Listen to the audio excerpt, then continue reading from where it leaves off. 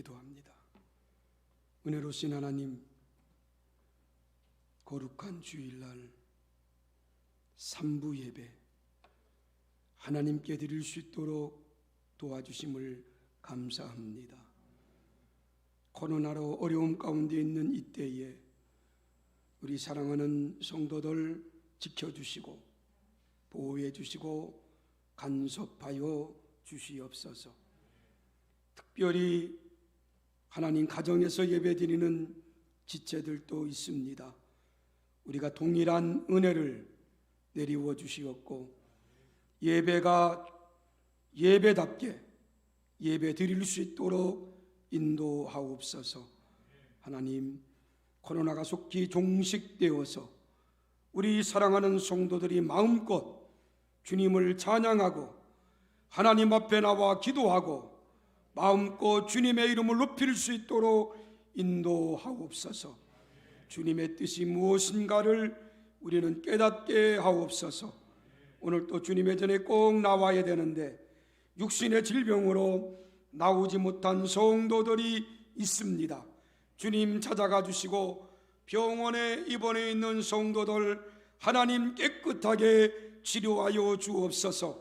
나라에 부름받아 군대가 있는 자녀들, 또 외국에 객지에 나가 있는 성도들 어디 있든지 간에 하나님 거룩한 주의를 잊지 않도록 도와주시옵소서.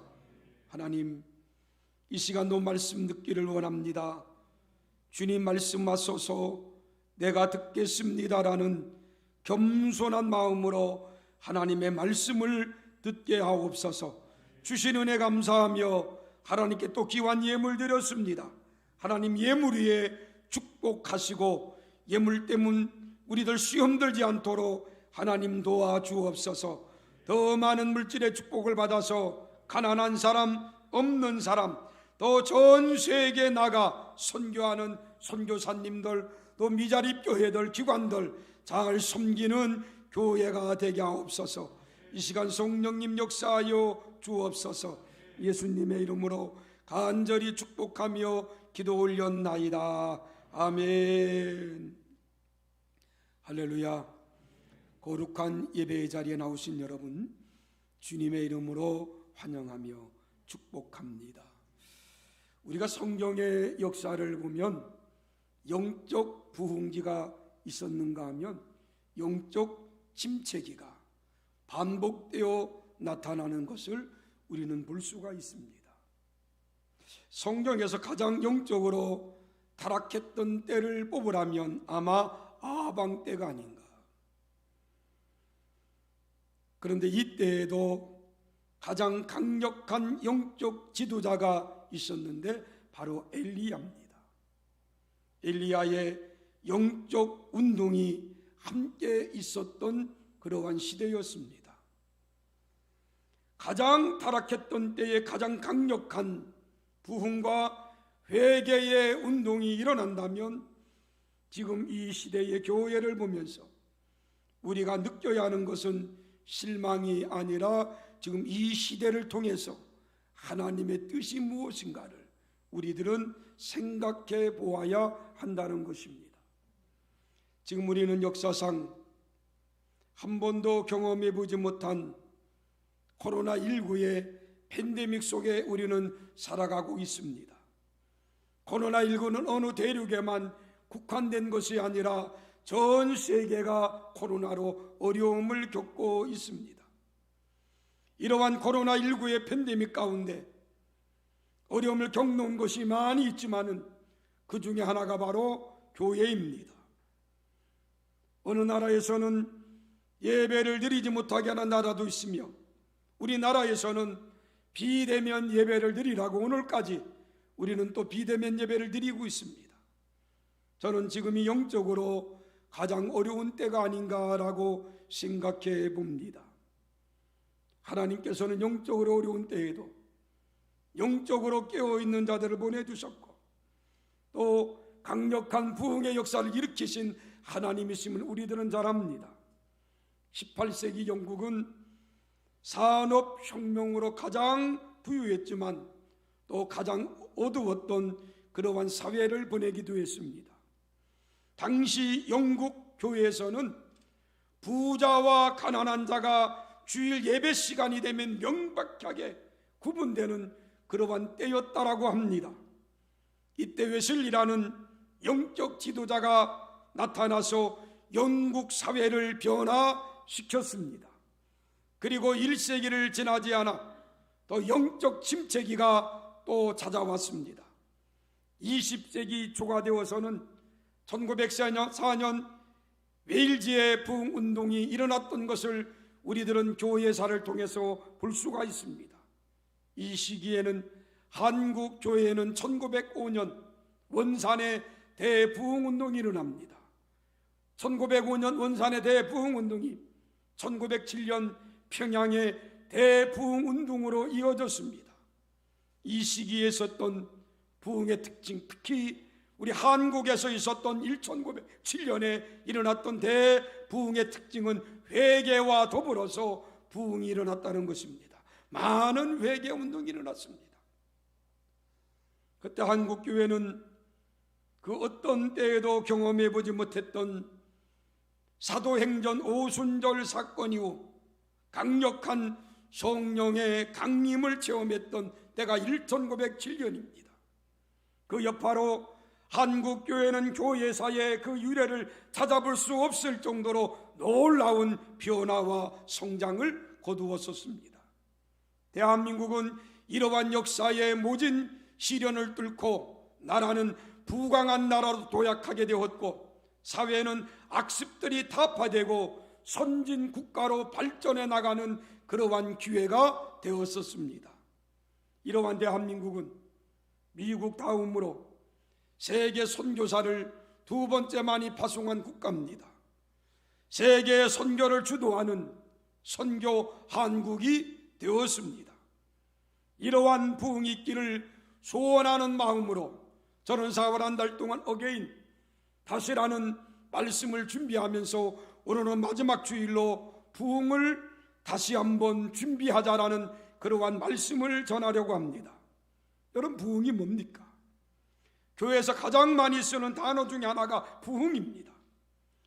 한 가지 여기서 주목할 것이 있다면 교회에서 가장 많이 쓰는 부흥이라는 단어가 성경에는 하박국 3장 2절에만 나온다는 것입니다. 이 부흥이라는 히브리어에 보면 하야라는 단어입니다. 이 하야라는 단어가 영어로는 리바이버라는 단어인데, 이 리바이버는 라틴어의 두 단어가 합성된 단어입니다. 다시라는 접두사와 리부 산다는 단어가 합쳐서 리바이버는 다시 산다는 말입니다. 국어 성경의 부흥이라는 단어를 보니까 소생하다, 재상하다 이런 뜻입니다. 한번 쇠퇴한 것이 다시 성하여 일어나는 것, 이것을 국어 사전에 부흥이라고 기록되어 있습니다. 지난날에 침체되고 쇠잔하였던 과거가 새로운 전기를 맞이하여 다시 회복되고 복구되는 것, 이것을 부흥이라고 말합니다. 낙심했던 자들이 새심을 얻고 절망 가운데 있던 자들이 소망을 발견하고 무능력한 자들이 세상에 소망을 주고 선한 영향력을 끼치는 것을 우리는 부흥이라고 말합니다. 그러면 성경에서 말하는 부흥이란 무슨 말입니까? 하나님을 새롭게 만나는 것을 우리 성경에서는 부흥이라고 말합니다. 여러분, 우리가 전에는 심령 대부흥성회를 많이 열었습니다. 이 부흥성회의 목적이 뭡니까? 사람을 모으는 게 아닙니다. 어떤 헌금을 걷는 것이 아닙니다. 우리의 심령을 새롭게 하는 것, 이게 바로 부흥이라는 겁니다.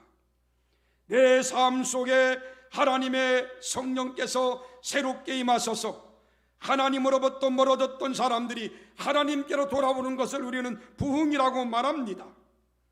우리가 흔히 교회에서 부흥이라고 말하면 인원이 늘어나거나 재정이 늘어나는 것을 대부분 사람들이 부흥이라고 말합니다. 이것은 부흥에 대한 올바른 정의는 아닙니다. 수나 재정이 늘어나는 것은 부흥의 한 열매는 될지 모르나 부흥의 본질은 아니라는 것입니다. 세계적인 설교가 로이드 존스는 진정한 부흥이란 그는 그렇게 말했습니다. 하나님은 우리 가운데 오시는 것, 이것을 로이드 존슨은 부흥이라고 말했습니다. 다시 말하면 하나님의 방문을 부흥이라고 말했습니다. 다시 말합니다. 부흥은 교회의 숫자가 늘어나거나 어떤 재정이 늘어나는 것이 아닙니다.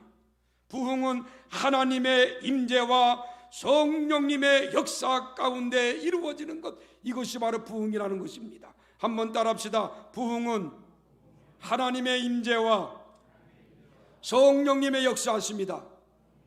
다시 한번, 부흥은 하나님의 임재와 성령님의 역사하십니다. 믿으시면 아멘. 그렇습니다. 하나님의 임재와 성령님의 역사할 때 놀라운 변화가 일어납니다. 하나님이 우리 가운데 오시는 부흥은 내 개인을 변화시키고 가정을 변화시키고 공동체를 변화시키는 놀라운 힘이 있습니다. 하나님이 우리 가운데 오시면 교회가 변화되고 사회와 국가가 변화됩니다. 그래서 부흥은 단순히 양적 증가를 말하는 것이 아니라 우리의 심령의 변화다, 그 말이에요. 성경에서 말하는 진정한 부흥이란 죽었던 영혼이 다시 살아나고 절망했던 사람이 다시 희망을 찾고 주저앉아 있던 자들이 다시 일어나는 것, 이것을 부흥이라고 말합니다. 돈의 노예로 살던 사람이 하나님의 청지기가 되어 베풀고 나누고 바꾸는 삶을 살아가는 것, 이것이 바로 부흥입니다. 하박국 선지자는 주여 부흥을 달라라고 기도하면서 이렇게 기도했습니다. 진노 중에라도 긍휼을 잊지 마소서. 한번 따라합시다. 진노 중에라도 긍휼을 잊지 마소서. 다시 한번, 진노 중에라도 긍휼을 잊지 마소서. 이 기도가 오늘날 저와 여러분들이 살아가는 이 시대에 얼마나 중요한 기도인지 모릅니다. 여러분, 진노라는 단어가 구약 성경에 7번 나옵니다. 강한 흔들림, 두려움, 동요, 소요, 이러한 뜻이 있습니다. 구약 성경에 하나님이 진노를 내리는 원인을 크게 두 가지를 말합니다. 하나는 선민 이스라엘이 하나님과 맺은 언약을 어겼을 때 하나님은 진노하셨습니다. 다른 하나는 이방이 선민을 핍박하거나 이웃에게 불의를 행할 때 하나님은 진노하셨습니다. 하나님께서는 선민이 언약을 어겼을 때 하나님은 진노했다는 거예요. 그리고 이방이 선민을 핍박하거나 이웃에게 불의를 행할 때 하나님은 진노하셨습니다. 신약에 와서는 로마서 1장 18절에 사도 바울은 하나님의 진노를 거기는 그렇게 말합니다. 첫째는 불경건할 때 하나님은 진노하신다. 두 번째는 불의를 행할 때 하나님은 진노하신다라고 말하고 있습니다. 오늘 하박국 선지자는 뭐라고 말합니까? 하나님, 진노 중에라도 긍휼을 잊지 마소서. 지금 저와 여러분들이 겪고 있는 코로나19는 분명 진노입니다. 어느 한 나라만 국한된 것이 아닙니다. 잘 사는 나라든 못 사는 나라든 전 세계가 지금 코로나19로 떨고 있습니다. 저는 지난 주간에 인도에서 카톡을 하나 받았습니다. 저희 학교 91번 학부 졸업한 선교사님이 인도 선교회를 갔는데 남편도 아내도 자녀가 셋인데 그 중에 큰애가 코로나가 확진됐습니다. 남편은 다른 병원, 아내도 다른 병원, 애도 병원에 입원했습니다. 두 아이만 확진되지 않았는데 한 아이는 장애라고 합니다. 선교사님이 그 아이를 늘 돌보았습니다. 그런데 그 아이는 확진되지 않았어요. 그리고 막내가 확진되지 않아서 막내가 그 아이를 돌본다고 합니다. 거기까지는 좀 괜찮아요. 그런데 또 카톡이 또 왔어요. 남편이 지난 주간에 세상을 떠났다는 것입니다. 코로나19로. 얼마나 무서운 병입니까? 이건 하나님의 진노입니다. 전 세계가 지금 이러한 코로나19 때문에 두려워하고 있습니다. 그 선교사님이 장례식을 마쳤다고 그래요. 아이들은 아직 모른답니다. 오늘 하박국 선지자는 뭐라고 말해? 하나님, 진노 중에라도 긍휼을 베풀어 주옵소서. 아마 하박국 선지자가 2절을 이렇게 하나님 앞에 기도하지 않았을까? 하나님, 저는 진노 받아야 마땅한 줄 압니다. 하나님, 우리 가정이 하나님의 징계를 받아야 하는 것도 나는 압니다. 이 민족이 하나님의 징계를 받아야 하는 것도 인정합니다. 그러나 하나님, 진노 중에라도 긍휼을 좀 잊지 말아 주십시오. 이런 기도가 아니었는가? 하나님은 진노의 하나님이시지만 하나님, 그래도 좀 긍휼을 베풀어 주옵소서. 이 기도가 하박국 선지자의 기도고, 하박국 선지자는 바로 부흥을 말하면서 하나님, 진노 중에라도 긍휼을 좀 베풀어 달라고 기도했습니다. 다시 말합니다. 하나님의 진노는 선민 백성이 하나님과 맺은 언약을 어길 때 하나님은 진노하셨습니다. 이방 사람들이 하나님의 선민을 힘들게 하고 어렵게 할 때 하나님은 진노하셨습니다. 하나님께서는 신약에서는 불경건하게 살아갈 때, 불의를 행할 때 하나님은 진노하셨습니다. 하나님을 믿는 우리들이 얼마나 하나님 앞에 불경건하게 불의하게 살았는지 모릅니다. 하나님은 코로나라는 이 질병으로 지금 우리를 진노하고 계십니다. 이때 저와 여러분들이 뭐라고 기도해야 됩니까? 하나님, 그래도 긍휼을 좀 베풀어 주시옵소서. 긍휼을 구했습니다. 여러분, 긍휼이라는 헬라어를 보면 엘레에이라는 단어입니다.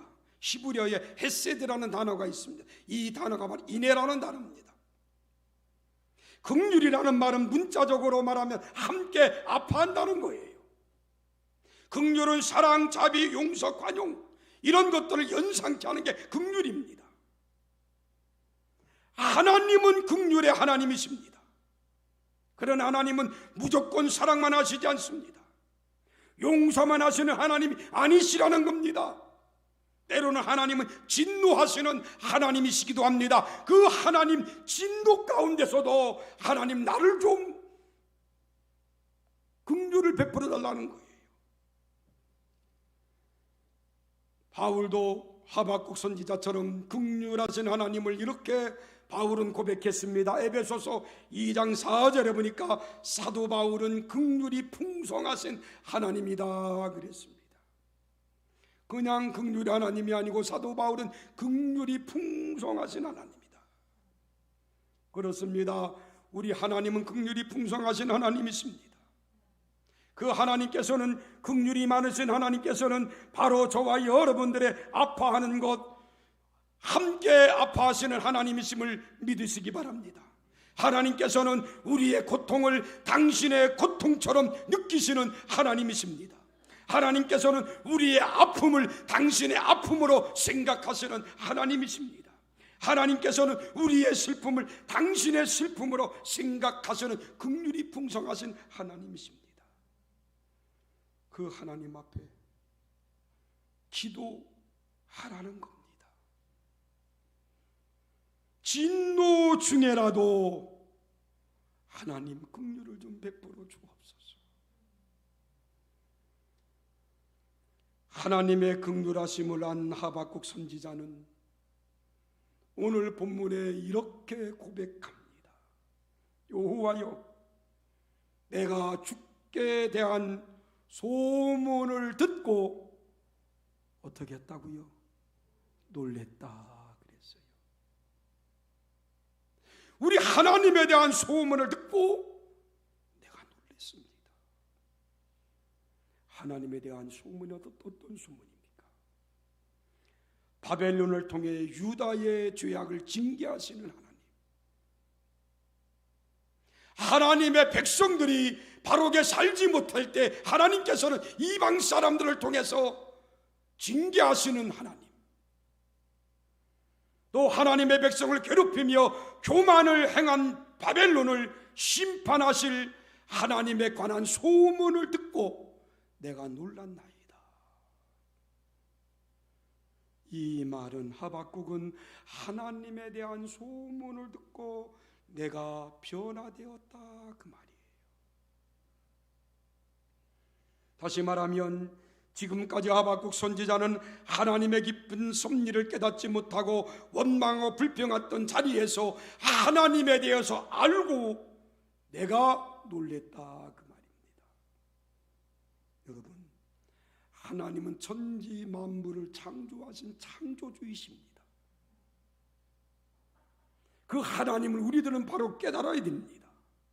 그러면서 하박국 선지자가 뭐라고 고백합니까? 하박국 3장 17절에 보니까 하박국 선 이렇게 고백합니다. 비록 무화과 나무가 무성하지 못하며 포도나무에 열매가 없으며 감람나무에 소출이 없으며 밭에 식물이 없으며 우리의 양이 없으며 외양간에 소가 없을지라도 다 없어요. 그럴지라도 18절에 뭐라고 말합니까? 나는 여호와로 인하여 즐거워하며 나의 구원의 하나님으로 인하여 기뻐하리로다. 하나님께 진루하소서. 지금 내게 모든 것을 다 잃었다 할지라도 나는 여호와로 인하여 즐거워하며 구원의 하나님으로 인하여 기뻐하리이다. 이게 하박국 선지자의 고백이 아닙니까? 사랑하는 성도 여러분, 이 말씀 무슨 말입니까? 하박국 선지자는 생존권이 박탈될 정도의 현실적인 위기에 내가 빠져 있을지라도 나는 하나님으로 인하여, 구원의 하나님으로 인하여 나는 즐거워하고 기뻐하리로다. 왜요? 그 하나님은 천지 만물을 창조하신 하나님이시기 때문에, 그 하나님 못하실 것이 없는 분이시기 때문에, 만유의 하나님이시기 때문에 그 하나님께서 오늘 저와 여러분들을 지금까지 지켜주셨고 앞으로도 지켜주실 하나님이십니다. 그 하나님을 한 주간 이렇게 한번 고백해 봅시다. 진노 중에라도 하나님 긍휼을 베풀어 주옵소서. 지금 우리가 코로나19라는 진노 중에라도 하나님 긍휼을 베풀어 주옵소서. 날마다 하나님 앞에 이렇게 한번 고백해 보며 살아갑시다. 저는 새벽에 일어나면 가장 먼저 기도하는 것이 있습니다. 하나님, 오늘도 우리 성도들이 주어진 삶의 현장에 생활할 때 하나님 코로나에 감염되지 않도록 도와주옵소서. 위험한 기계를 다루는 성도들이 있습니다. 하나님 사고 나지 않도록 도와주옵소서. 사업하는 성도들, 직장에 근무하는 성도들 하나님 지켜주시옵소서. 어린 생명들 공부할 때 하나님 지켜주시옵소서. 저는 하루도 빼놓지 않고 새벽마다 기도하는 기도의 제목입니다. 사랑하는 성도 여러분, 진노 중에라도 긍휼을 베풀어 달라고 하나님 앞에 기도합시다. 한번 따라합시다. 진노 중에라도 긍휼을 베풀어 주옵소서. 다시 한번 진노 중에라도 긍휼을 베풀어 주옵소서. 이 기도가 한 주간 여러분들에게 미션입니다. 암 환자들은 암 수술을 한 뒤에 오랜 시간 동안 항암 치료를 받고 삽니다. 암 수술하기 전에 항암 치료 받는 사람도 있고요, 암 수술한 후에 꼭 항암 치료를 받습니다. 이때 잘 먹는 일이 매우 중요하다고 합니다. 그런데 대부분 항암 치료를 받는 분들은 식욕이 감퇴되어 입맛을 잃어버린다고 합니다. 제 주변에 저와 그 친한 목사님들 가운데 암 수술 받은 사람도 있고 사모님이 암 수술 받은 사람도 여러 분 계십니다. 암 수술 받은 사람도 항암 치료를 받으면서 식욕이 감퇴되고 입맛을 잃어버리고 음식을 먹지 않는다고 그래요. 그리고 배고픔을 느끼지 못한답니다. 저와 친한 동기 목사님 사모님이 암 수술 받기 전에 지금 항암 치료를 받고 있습니다. 1차 받고 오셨는데 음식을 아무것도 드시지 못한다는 거예요. 그 사모님이 냉장고를 열어보니까 그 안에 오래전에 사다 놓은 오징어가 있는데 그 오징어를 집어 드시더랍니다. 저희 교단 총회가 5월 10일 날 있습니다.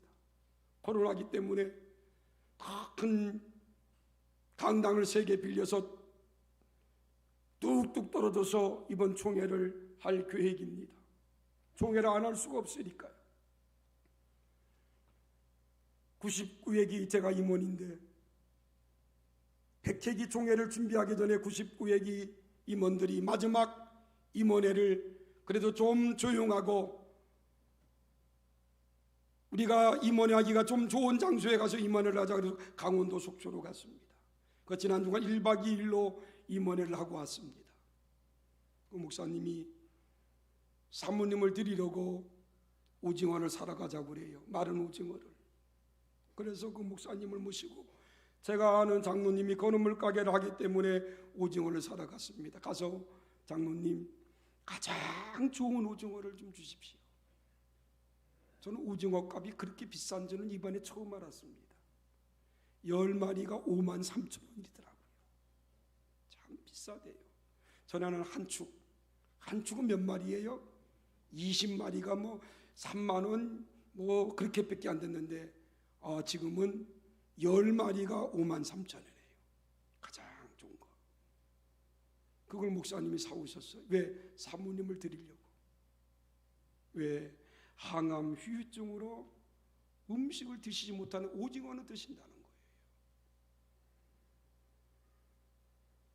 항암 후유증으로 식욕이 감퇴되고 입맛을 잃고 배고픔을 느끼지 못한답니다. 그래서 점점 몸이 쇠약해지고 결국 암과 싸움에서 이겨내지 못하고 쓰러지는 분들이 많이 있습니다. 지금 우리가 살고 있는 이 시대가 바로 이러한 영적인 암 환자가 바로 내가 아닌가. 영적으로 입맛을 잃어버렸습니다. 영적인 배고픔을 잃어버리고 살고 있는 이 시대는 아닌가. 전 세계 기독교가 들어가지 않은 나라가 없습니다. 북한도 우리나라보다 먼저, 대한민국보다 먼저 북한은 기독교가 먼저 들어왔습니다. 지금도 북한 땅에도 지하 토굴에서 예배드리는 사람들이 있습니다.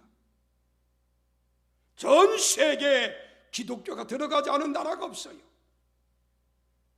그런데 기독교가 제 역할을 하지 못했습니다. 하나님의 뜻을 온전히 구하며 살지 못했습니다. 그래서 하나님께서는 이러한 징계를 주시지 않았는가. 우리들은 영적인 암 환자에서 이젠 새롭게 하나님 앞에 기도할 때가 지금이 아닌가. 하나님 진노 중에라도 긍휼을 베풀어 달라고 기도할 때가 오늘이 아닌가. 우리는 진노 중에라도 긍휼을 베풀어 달라고 하나님 앞에 기도하는 저와 여러분들이 되기를 주의 이름으로 간절히 소원합니다.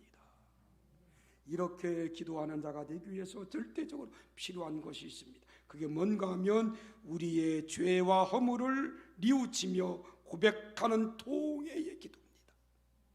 누구처럼? 세리처럼. 여러분, 세리는 어떻게 기도? 주여 나는 죄인입니다 그랬어요. 그리고 통회하며 회개했습니다. 하나님이 그러한 세리의 기도를 들어주셨습니다. 지금 우리는 통회하는 눈물에 제사를 드려야 됩니다. 다시 살아나는 부흥을 경험하는 저와 여러분들이 되어야 됩니다. 사랑하는 성도 여러분, 부흥을 구하는 것보다 더 긴급한 것이 없습니다. 부흥을 주신 하나님께 구해야 됩니다. 부흥을 주시는 주님께 기도해야 합니다. 부흥을 주시는 성령님께 간구해야 합니다. 어떻게 해요? 진노 중에라도 하나님 긍휼을 베풀어 주옵소서. 이런 기도가 오늘날 저와 여러분들의 기도가 되기를 원합니다. 하나님 앞에 진노 중에라도 긍휼을 베풀어 달라고 부흥을 구하는 그러한 기도를 드리면 떨어졌던 믿음이 다시 회복하여 큰 믿음의 역사를 일으킬 줄 믿습니다. 식어졌던 열심이 다시 회복될 줄 믿습니다. 실패했던 것, 포기했던 것을 다시 시작하는 역사가 일어날 줄 믿습니다. 멈췄던 기도를 다시 하나님께 드릴 수 있는 믿음의 성도들이 될 줄 믿습니다. 이런 부흥의 역사가 오늘날 저와 여러분들에게 있기를 소원하는데, 우리는 하박국 선지자처럼 하나님 진노 중에라도 긍휼을 좀 베풀어 주옵소서, 이런 기도를 끊임없이 하나님께 드리면서 이 어려운 위기를 잘 극복해 나가는 저와 여러분들이 되기를 주의 이름으로 축원합니다. 기도하겠습니다. 은혜로우신 하나님 아버지, 코로나19의 어려움 가운데 전 세계가 두려움 가운데 있습니다. 진노 중에라도 긍휼을 베푸시는 주님, 우리 교회가 잘못했습니다. 믿는 데가 잘못 살았습니다. 그리하여 하나님의 진노를 받고 있는 줄 압니다. 주님, 진노 중에라도 긍휼을 베풀어 주옵소서. 코로나의 어려움 가운데 속히 하나님 정상적으로 생활할 수 있도록 도와주시옵소서. 두려움 가운데 있는 믿음의 성도들을 붙들어 주시고 일상적인 생활로 돌아갈 수 있도록 축복하옵소서. 예수님의 이름으로 간절히 기도하였나이다. 아멘. 우리 다